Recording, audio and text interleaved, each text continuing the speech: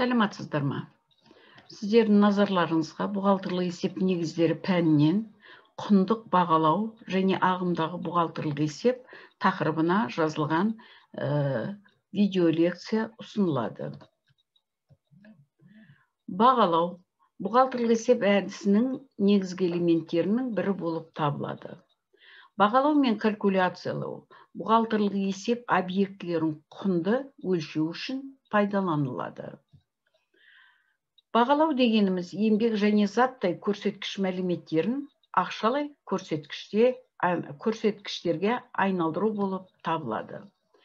Халықаралық қаржылық есептілік стандартында активтер мен міндеттемелерді өлшеудің бір қатар әдістері ұсынылған. Оларға төмендегілер жатады. Тарихи құн, немесе біз оны бастапқы және өзіндік құн деп атаймыз. Ағымдағы құн, мүмкіндік болатын өткізу құны және келтірілген немесе дисконтталған құн. Сонымен қатар, бухгалтерлік есептің тағы да бір әдісінің бірі ол калькуляция болып табылады. Калькуляция өнім, жұмыс, қызмет бірлігінің өзіндік құнын есептейтін бухгалтерлік есеп әдісінің элементі. Дайындалған өнімдердің, орындалған жұмыстардың, сатып алынған материалдар мен бағалы заттардың, көрсетілген қызмет пен тағы да сол сияқтылардың өзіндік құнын есептеуді калькуляциялау деп атаймыз. Калькуляциялау нәтижесінде алынған өнімнің, оның нақты өзіндік құны бойынша кіріске тіркеу үшін қызмет етеді. Калькуляция мәліметтері шаруашылық қызметті талдау барысында қолданылады. Калькуляцияның түрлеріне келетін болсақ, жіктеу белгісінің төменгілері бар. Ол құрастыру уақыты бойынша өнімнің өзіндік құны қосылатын шығындар құрамына байланысты және қамтылған ұйымдардың шеңберіне байланысты. Құрастыру уақытысы бойынша калькуляцияның төмендегі түрлері болады. Алдын ала, провизорлық, есептілік. Ал өнімнің өзіндік құнына қосылған шығындар құрамына байланысты калькуляция цехтік өзіндік құн, өндірістік өзіндік құн деп бөлінеді.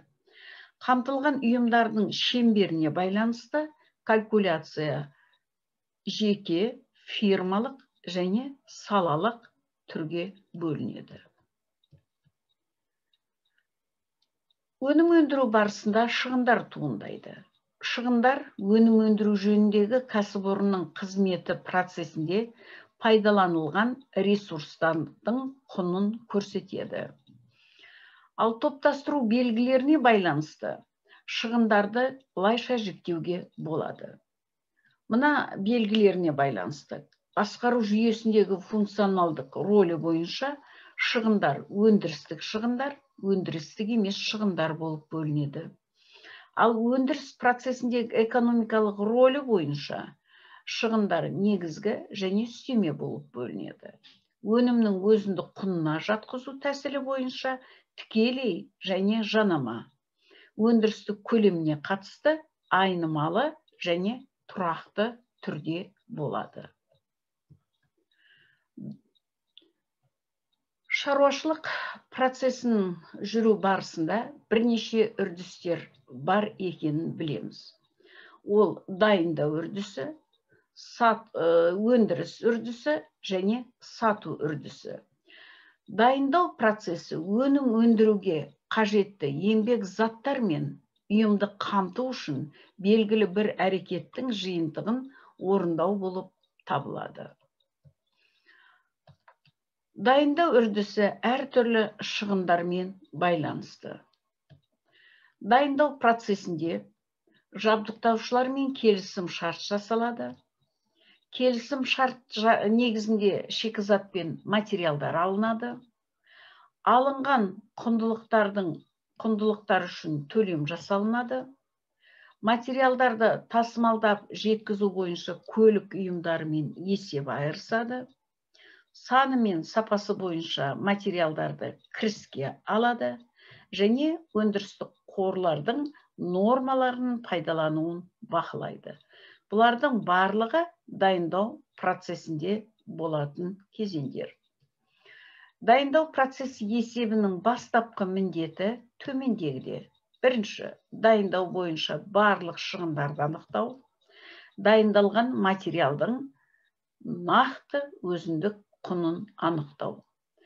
Ал материалдардың нақты өзіндік құны мыналардан тұрады.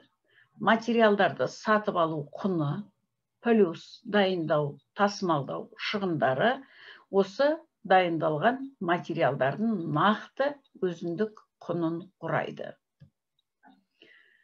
Келесі үрдіс процесс, ол өндіріс процесі. Өндіріс процесі шикізат пен материалдарды өңдеу бойынша және оларды дайын өнімге айналуы бойынша әрекеттердің кешенді жиынтығы болып табылады. Өндіріс шығындарының нәтижесі дайын өнімді шығару болып табылады. Яғни өндіріс процесі дайын өнімді өндірумен аяқталады. Өндірілген дайын өнім міндетті түрде сатуға жатады. Ал өндіріс процесінің бухгалтерлік есепке алудың негізгі мақсаты өндірістің нақты көлемін анықтау, өнімнің өзіндік құнын есептеу, аяқталмаған өндірістің көлемін анықтау, кешіріңіздер. Дайындалған өндіріс процесінде дайындалған дайын өнім сатылуға жұмсалады. Сату процесі дегеніміз ұйымның өндірілген өнімін сатып алушыға сату әрекеттерінің кешені. Назар салып тыңдағандарыңызға үлкен рахмет.